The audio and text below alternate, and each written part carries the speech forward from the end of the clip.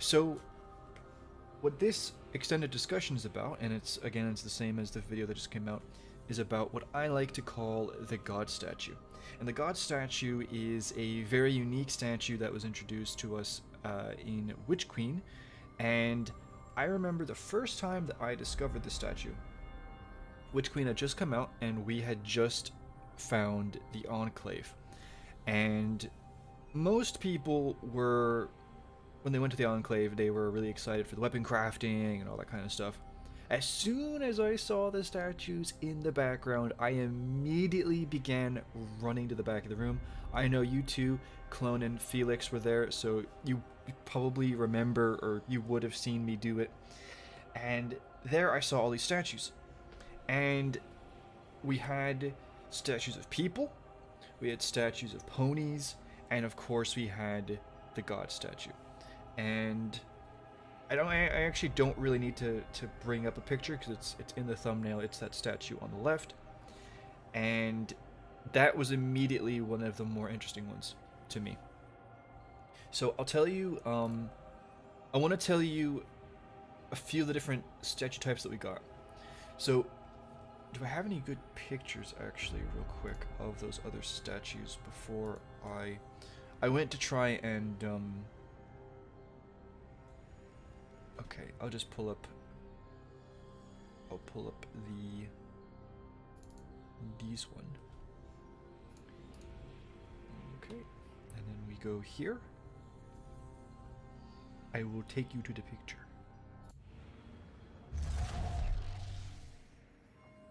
So we had the people, and then we had the pony.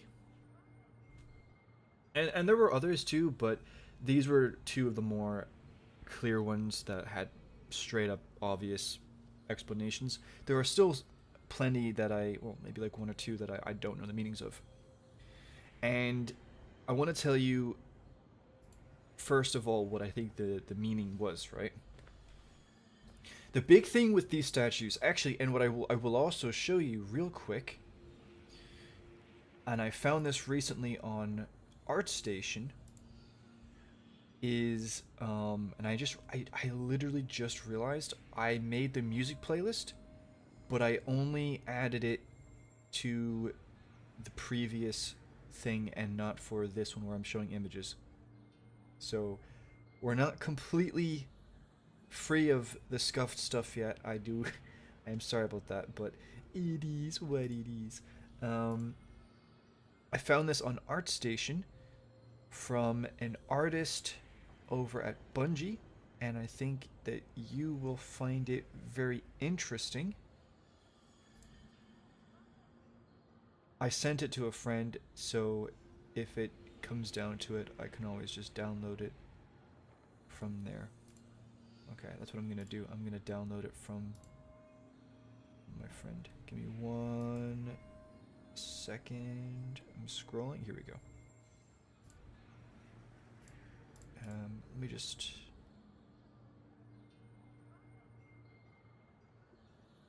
Okay.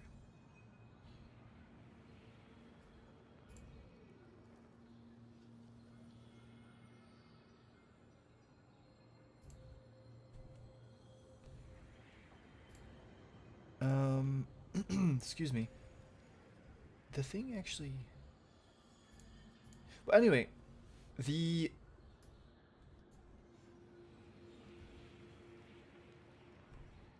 is the image here.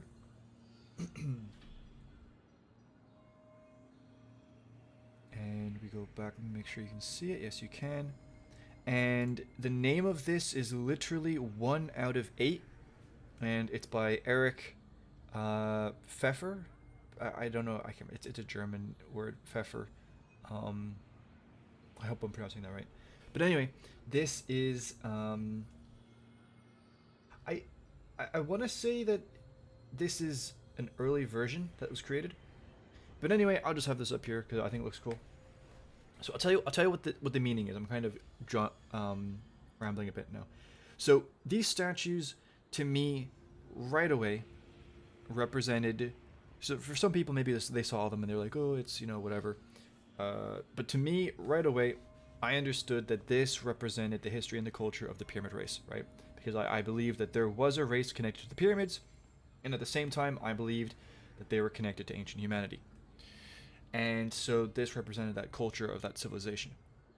And so when I saw the quote unquote God statue, I was immediately like, yes, this is also representing that aspect of that culture. And the next thing that I want to tell you is why God statue? Why am I calling it the God statue? Because it's a very specific name, and it isn't even necessarily to do with what my like final, I guess, explanation as to what this statue represents. It's mainly why am I calling this thing the God statue? And it really has to do with what is it when you look at it. And it is, and you know what, actually what I'll just do, I know, but then I can't control the volume levels. I'm just gonna leave it, it's fine. Do you know what, if you can bear with me for 1 minute, what I'm just going to do is I'm going to add the playlist that I made. I know it's annoying, I'm sorry. There we go, we're done. And then I'll just make that, this loop. Okay, we're good. Nice. And if the volume levels are not good, I think they're fine. Yeah, it's fine. Okay, cool. Anyway, so what do you see when you look at this? You see an animal-human hybrid. And I touched on this in the video briefly, but the fact is, right, that you have all these statues of people. So you know that this isn't this isn't the race that's connected to the pyramid race. And at the same time, it is very unlikely that there were any creatures like this walking around. So the fact of it is that when you look at this, you understand that this is not representing a character or a creature that actually existed, more likely than not. And because of the fact that these statues represent the history and culture of civilization, and this wasn't specifically in reference to the statues, but I touched on this in the previous stream. If we look at things like here, this is for Valve the Disciple. All of this was specifically stated to be part of that whole town square representing the history and culture of the people, right? And this was coming from Bungie artist, I believe it was Dima Goryanov. So you have a mythological creature, or a creature that doesn't actually exist, but was, you know, created for some kind of symbolical reason. And it's representing the history and culture of the race. What is it? It has to be a god. At the same time, when you connect that to the fact that, again, this race are so heavily inspired, if not connected to ancient humanity, that, yeah, you look at ancient Egypt, you look at mythological characters or creatures from other cultures, they have the animal-human hybrid theme going on as well. So anyway, that is why I call this thing the God statue, because from a cultural and just trying to find what is the significance of this statue, the clearest explanation is that this thing is some kind of a deity or god. Because again, this is not an actual person or creature, more likely than not, and even the pose, the way it's standing, it has a very authoritative, I guess, stance. And even like this picture is from the public event that happens in the throne world. These statues, you know, appearing like this, again, this really shows that these are important. So anyway, that is why I call this thing the God statue.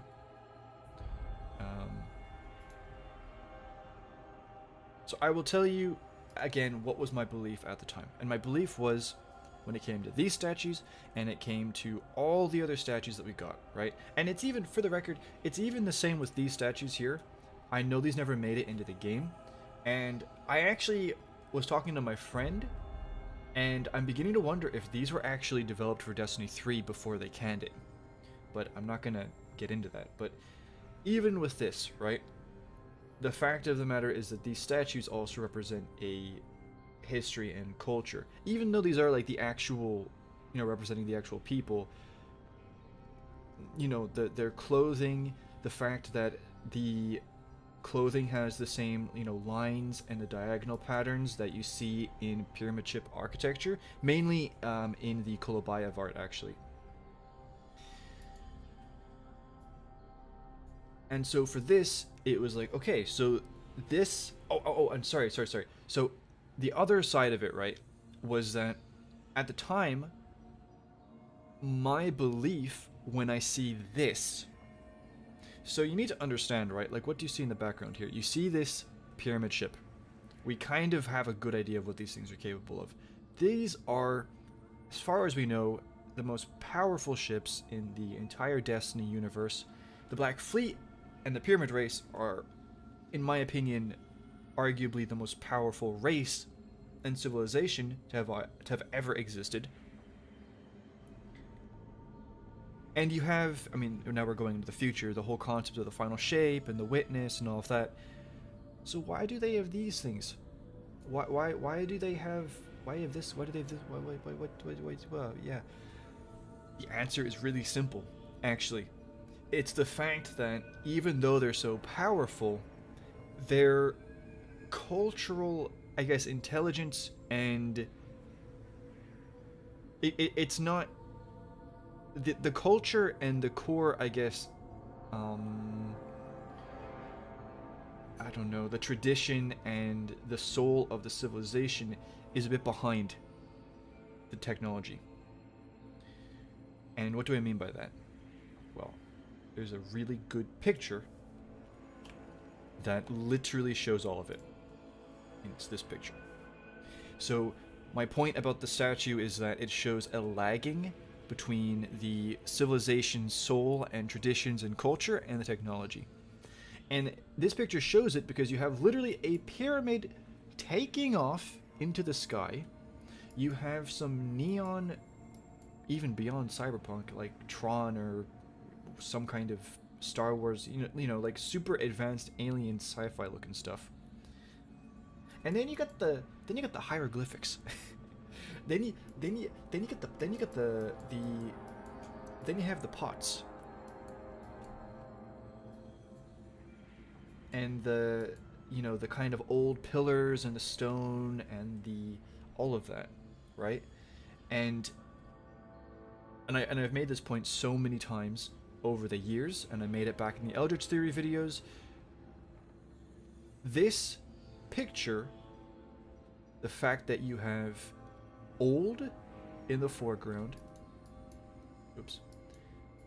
new in the middle ground, and a combination of the two in the background, that means that it did not take that long to go from A to B when they had C, when they combined the two. Because you go around any modern city, right, and you're gonna have relics of the older eras, sure. Maybe you'll have older buildings, maybe you'll have stuff like the Colosseum, or any ruins or remains of older civilizations. But the two are not really mixing in that much, not really. This is very much mixing in. So, okay, I know I'm kind of rambling on here. What is my point? My point is this. The lagging happened between the traditions and the culture and the technology. It's because it took them so little time to get that technology. The reason why is because of a golden age. Now, we know this, right? This has been proven a fact. But this is what I was saying way back when. And this is what my belief was looking at this. If you have a bunch of pagan people living in a desert, living in tents, right? Cutting open cacti to get water, praying to, all kinds of gods, and they don't have any real understanding of science or how the world works or anything like that, because of the time. You give them spaceships, and they figure out how to fly the spaceships. That's cool. But they're probably still going to either keep on to their religions or certain aspects of their traditions are going to carry forward, okay? And that was my opinion and my belief when I saw these statues, okay? So I knew the pyramid race existed. They were a people, they had a civilization and a culture. I believe that they had a golden age, and the fact that they're still making statues like this, it shows that they still, to a certain extent, are holding on to their traditions and their culture. And even again, after I found these statues, when the raid came out, and then that concept art for the raid came out, and the whole thing about the places of worship and all of that, these are a people that, although they are the most powerful people in the Destiny 2 universe, although they are going after the final shape, although they've seen the Traveler, they still have their history and their culture and their religion and all of that. So that was my belief at the time when I looked at this statue. Okay, cool. Then we have the middle period. And this is where we kind of got a bit, I made a video about it, and I was just kind of having fun with it, right? We have the link between, and this is a link that I made, just for the record, like it's not like it's confirmed. We have the link between this right here and this right here. And what's interesting is that although so much of the Kolobayev art, and when for the record, if you're here and you don't know what I'm talking about, when I say Kolobayev art, I'm talking about this picture. Even though so much of this is gone, and you know nothing's ever really happened with it, we did get the statues. But then in Witch Queen, they still kept the ring. And there's two different ways of looking at it. So the first way is very obvious, right? The ring represents the Traveler. Have you noticed that nearly any of these statues, except for the ones in pyramids, like in the European or the Moon one, actually I need to go back and check the Moon one, but you look at this statue, you look at the one in the Deepstone Crypt, and you look at the one in the Black Garden. They have a sphere of some kind going on. So here, the fact that this light is creating this sphere around the trail, I don't think that's like just a coincidence. Okay, I really don't. I think this is Bungie being clever. Okay, and I will pull up the Deepstone Crypt statue, and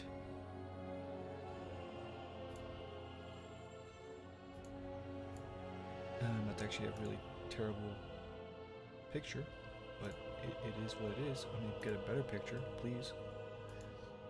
Please give me a better picture, thank you. Okay, this one could be better. Yeah, that's better. Thank you.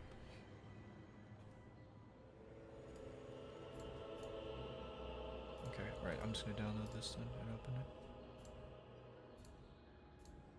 No, it's a WebP. I don't want a WebP. Alright, I'll just bring it over here. This is the Deepstone Crypt. Again, you have the sphere that's kind of being attempted to form. And then with the Garden of Salvation,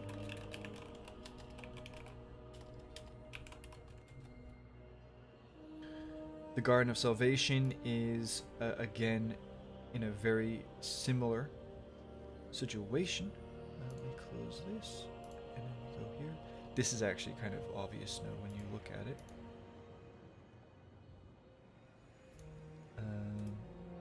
Open a new tab, and you can see this here. Again, another sphere, this time from trees being formed around the statue. I know that was very long-winded, but it's kind of nice to show it.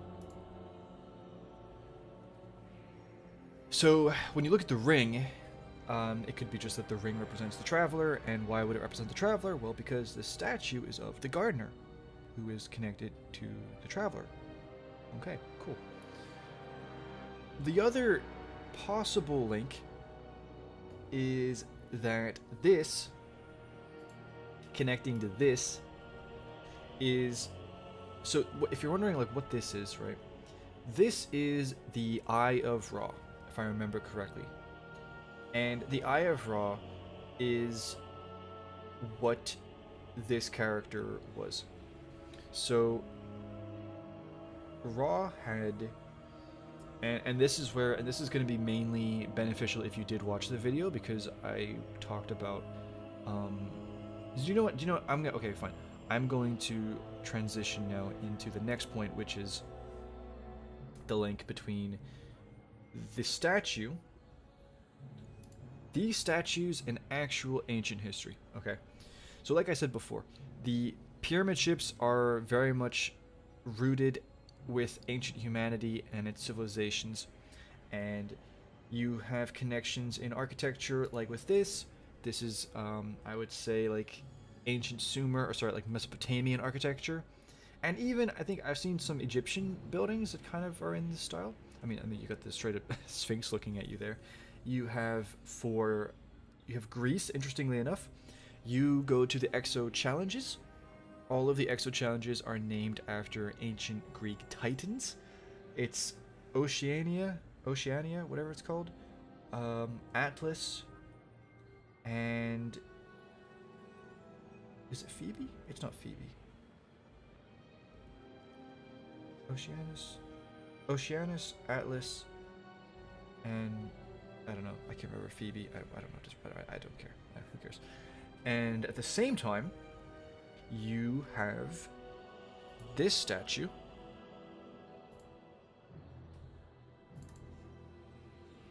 Here. For those of you who don't know, this art was made by Andrew Kreutzer, who is a very high up artist at Bungie. This was on his art station, but not listed as Destiny 2. However, we know for a fact that he did work on Witch Queen because he was credited by other artists in their work for Destiny 2, so he did definitely work for Destiny 2 on Witch Queen. And at the same time, furthermore, when I emailed him asking him just about the art, he took it down, right? So me and I guess my friend, who I don't even know if he took if he saved himself, but I am one of, if not the only person who actually has this art saved, probably. But as you can see here, this statue is ancient Greek inspired, really heavily so. This seems to be like a toga of some kind. Was toga? I have to look it up. I can't remember if togas were, or toga was Roman. I'm getting my stuff mixed up. I'm sorry. But anyway, long story short, you have your ancient Greek inspiration here. But when you look at these statues, the closest inspiration easily is ancient Egypt. And that leads us to the ripoff. Because Bungie did... I don't know if Bungie was just lazy when they did this, or if they were being kind of cheeky, and they just were wondering if somebody would notice. But I'm going to show you real quickly, before I show you what I'm talking about, a little bit more detail about this statue right here. Because obviously, you know, everything's kind of meshed together and it's hard to see the exact details. So the easiest thing to see is that you have the horns, you have what I believe is a cow head, and maybe this is hair or something, I'm not too sure. And you do have protrusions from the chest, and I say that after respectfully observing. And you have the arm coming down and holding a staff of some kind, and you can't really see, but the other arm comes down and then is in a fist. And I did take some screenshots way back when. This is the statue head, protrusions, the staff, and this is the arm coming across. And again, that's the statue, the horns. This is the arm that comes down into a fist. And this right here is the other hand. Okay. And this is the other hand holding the thing. And this seems to be... By the way, if you hear people crying, I'm sorry. These are the hooves. I know it looks like I just drew the line here, but there actually is a line that's there. I'm tracing over the line. Okay, so you know you have a good understanding of like what this statue is actually doing, right? It has the arm, it has the fist here, and it has the staff. Okay, cool. Then we have this. It even, do you know, it even has the hair. I just realized it even has like the hair coming down. They literally copied it. They literally copied it. Like 1-to-1. The only thing that's different apart from this here, which this is like the same thing as that other statue I showed you. This here with the Eye of Ra, I'm pretty sure. But the main thing is the head. That's different. So this is a statue of Sekhmet, right? Sekhmet is depicted as a lion or a woman who has the head of a lion. And this is Hathor, Hathor. And so theoretically, if this was in Egypt, you would be like, oh, that's a statue of Hathor. Okay, cool. So, what is the significance of that? So, going into Hathor. Hathor is, as my video, you know, and I had that other video play in my thing from that website, like a school thing or whatever, and yeah, basically Hathor was a god of the sky. Isn't that interesting? Eh? You get the sky. Do you see where I'm going with that? Yeah. Okay. Used for rejuvenating the cosmos. Oh yeah. Oh, okay. Lady of the Stars. Oh, Starlight was my mother. Okay. Anyway, life after death. Ooh. So very interesting. Okay, very interesting. And what's also interesting, and I said it in my video, is that yes, these are two different statues, or two different gods, but they actually kind of cancel each other out, and they're actually kind of the same. Because in certain stories, this one, Sekhmet, turns into Hathor. So, you know, again, it's kind of on the nose that they're copying that statue. So where am I going with this? Okay. So in my opinion, it's clear that this statue represents a god of the pyramid race. And I've already explained why. It has, let's just say, striking similarities and strikingly clear inspirations from ancient Egypt. And when I look into it, I see links to the god Hathor. I look into Hathor. I see a lot of character traits and a lot of, you know, what the god represents. Okay, cool. And I see links. And I see links to the gardener. Now, first of all, I want to say, am I saying that this is of Hathor? For sure? No, I'm not saying this is of Hathor at all. I'm actually not. I am not saying that this is of Hathor. Hathor, whatever. What I'm saying is that I don't think it's a coincidence that this statue looks a lot like Hathor. And I think that this statue looking like Hathor gives us clues to the true meaning of what the statue is. If that makes sense. And I believe that this is a link to the gardener. And then we fast forward to Season of the Deep, where we had the beluga give us the cutscene that should have been in Beyond Light. It should have been in Beyond Light. You can't convince me that it shouldn't have been in Beyond Light. And yeah, we had the pyramid race who worshipped the gardener or the traveler as their deity of life. And I said it before in my last stream, but we do know that the pyramid race have two different religions. They had their pre-fall religion during their golden age, in which they worshipped the gardener, and I do believe that after their fall, but maybe before the creation of the witness, they followed a version of the sword logic, and that is why I believe you have all those swords everywhere in the architecture. And you know what's interesting as well is that, and again I mentioned D3 stuff, but I think there's a good chance that there's way more of a significance in them changing the architecture for Witch Queen than people realize. And I'm not really going to go into that now, but I do think there's a much bigger significance behind them changing it. I think if the swords were really nothing, you wouldn't see any swords at all post Beyond Light. But you do. So therefore the swords have significance and meaning. And I have my saying, which is that repetition makes a pattern, and a pattern has meaning. So the Pyramid Race have two different religions, right? They have their Gardener religion, and they have their Sword Logic religion.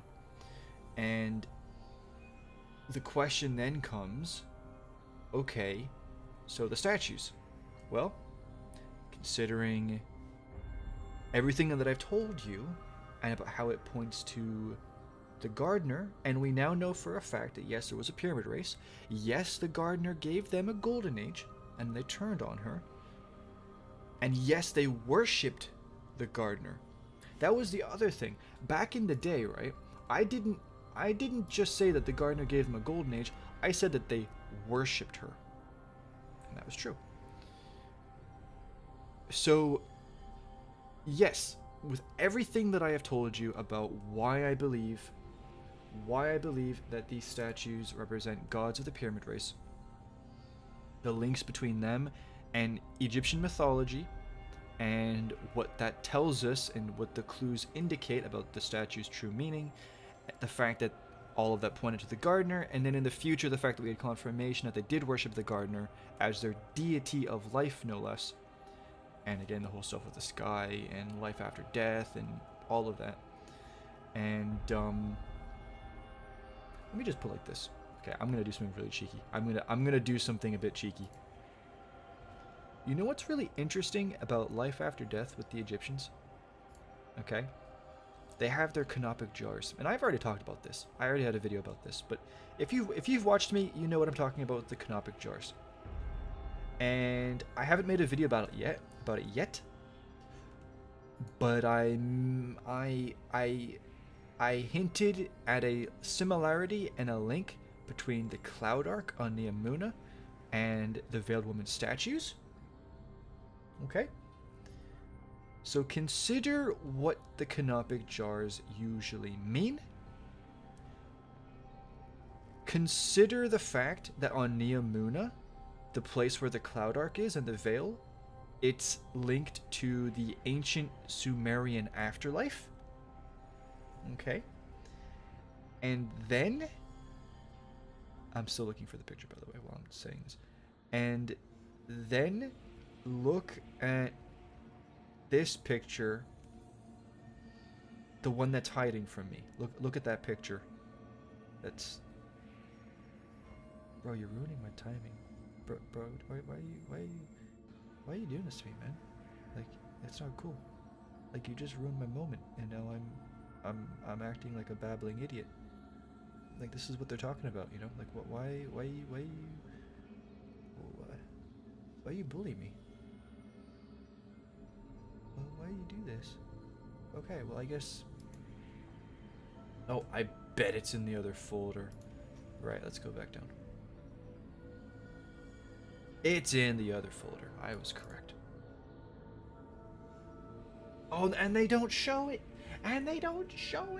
Okay, basically, when you go through the moon pyramid, you have the canopic jars scattered everywhere. When you get to this statue, there's a ton of them all huddled around this statue. So anyway, my point being life after death. Yeah. Okay. So my point is this. After everything that I've just told you, I believe that these statues are connected to the Gardener, and it's a representation of them worshipping the Gardener. But my final point in that video was, to be fair, But these statues are also of the gardener.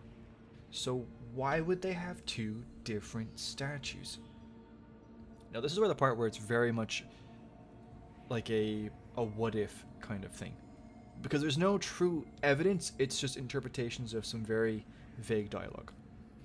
We know from Asa that although they worshipped the gardener, although they seemingly knew kind of what she looked like, they didn't really know much more. And it didn't talk to them. Specifically, it did not talk to them. And my current belief, my like headcanon, is that they saw this character, and for the record, let me just put like this.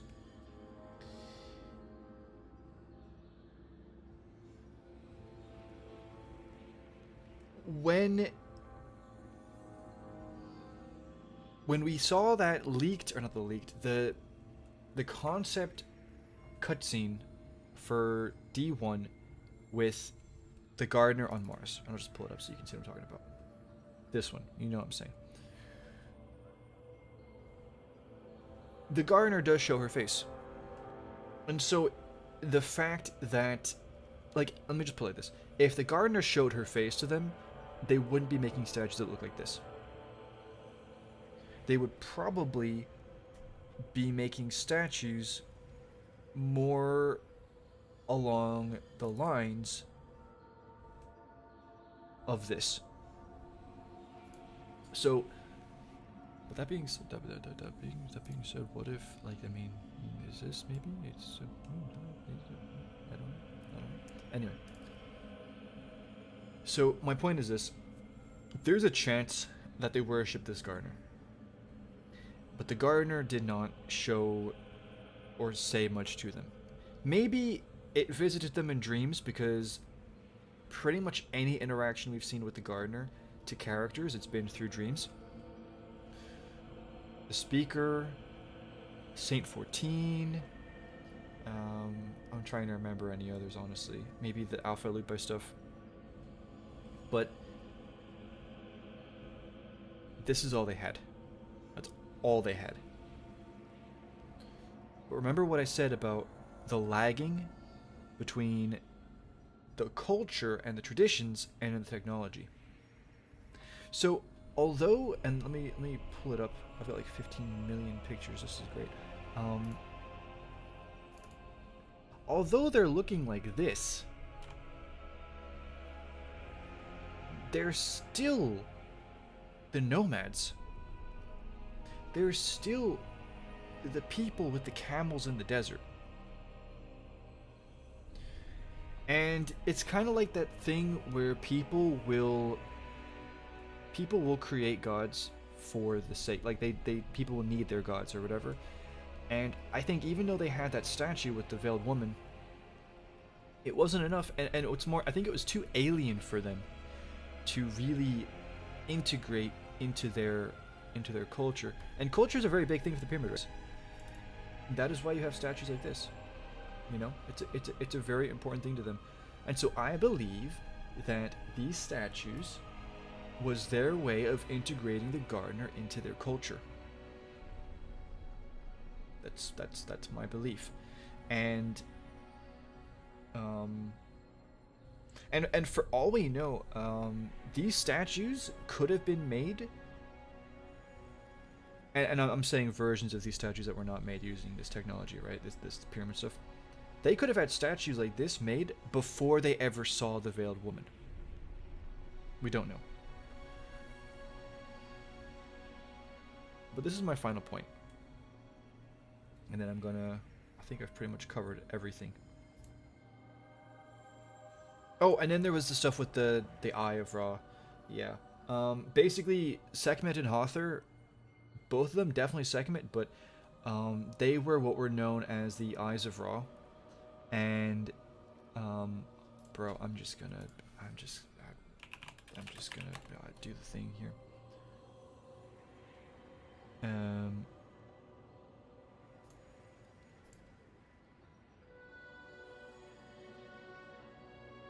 Oh no, maybe it was the Eye of Ra. Wait a minute. Whoopsies. 1 second.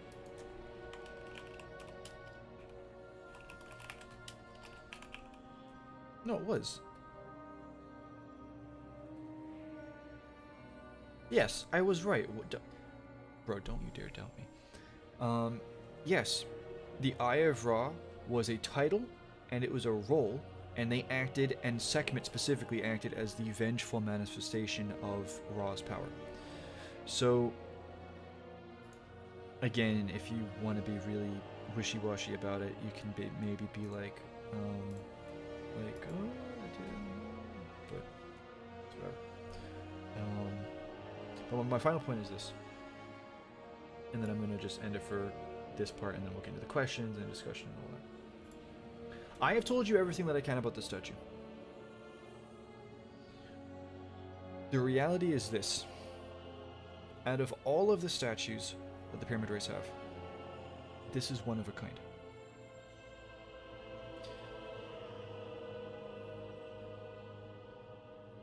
The only other ones I can think of are the weird destroyed one of Rolk, where it was just his legs. Who cares? Right? And then the one of Nezarec.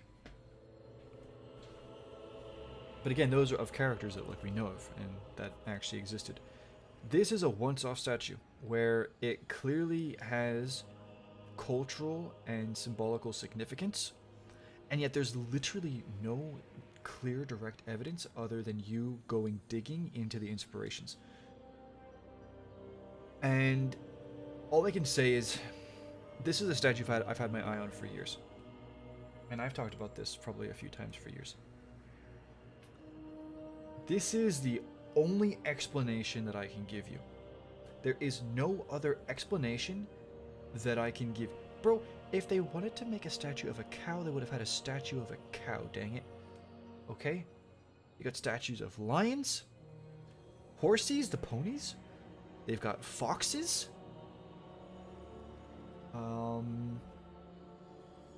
Who knows what else they got? Probably some, I don't know, freaking koalas or something. This is special. This animal-human hybrid. This is the only explanation that I can give you. This thing represents a god. This is the god statue. And we know for a fact that they worship the gardener. So unless this represents a god that they worshipped alongside the gardener, do you want to worship the god, right, that you made up and that doesn't do anything? Or do you want to worship the ball in the sky that literally created an oasis for you? I don't know. And this clearly wasn't something that, like, they're not gonna make this, like, after the fall, right? So, the only explanation that exists is that this represents the gardener, and when you go down that route,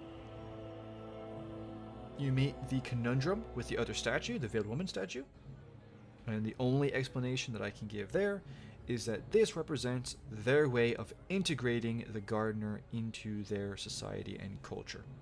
And they probably made up stuff about the gardener that isn't true, you know? But yeah, that is literally I don't think I can say anything else about this statue. I really don't. You know, maybe we can go, like, what does the staff mean? I can't even really see the staff fully. I mean, you kind of can here, but depictions of these, like Hother, for example, holding a staff, it doesn't look anything like this because it has, like, a thing on the top, and I don't see anything like that. So I can't really tell you anything else about this. Is there a chance that the animal is wrong and it's actually Sekhmet? Like, this is a lion head and this is like a headdress? Maybe. No, genuinely, like there's a maybe. Do you know what I'm gonna do, boys, girls, people?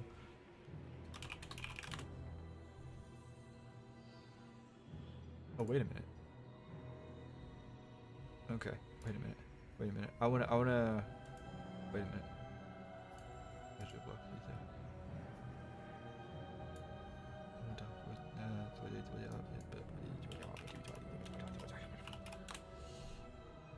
Oh no,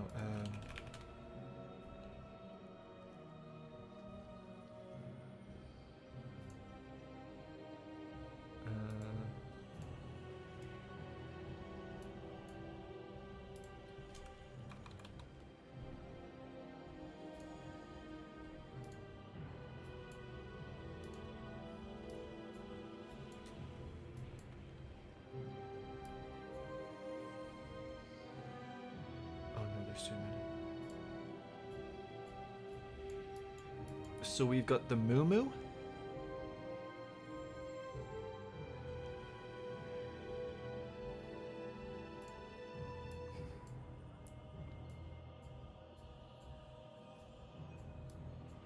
Dang it. I don't know. I actually don't. I don't really know.